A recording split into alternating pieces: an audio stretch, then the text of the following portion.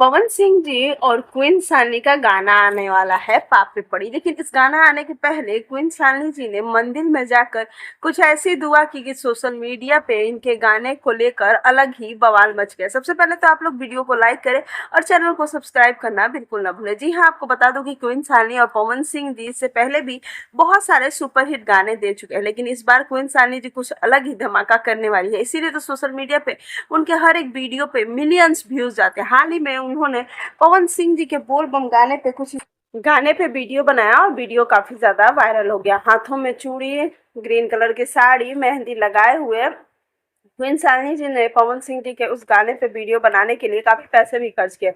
Social media पे ये video काफी ज्यादा वायरल हो रहा है। पवन सिंह और क्वीन सानी जी का गाना आने वाला है पापे पड़ी, जिसकी चर्चा इतनी ज्यादा हो रही थी और इसी बीच इस तरीके का रील्स वायरल होना सोशल मीडिया पे एक अलग ही लेवल पर लेके जा रहा है भोजपुरी के। वैसे आपको कितना पसंद है भोजपुरी गाना, कमेंट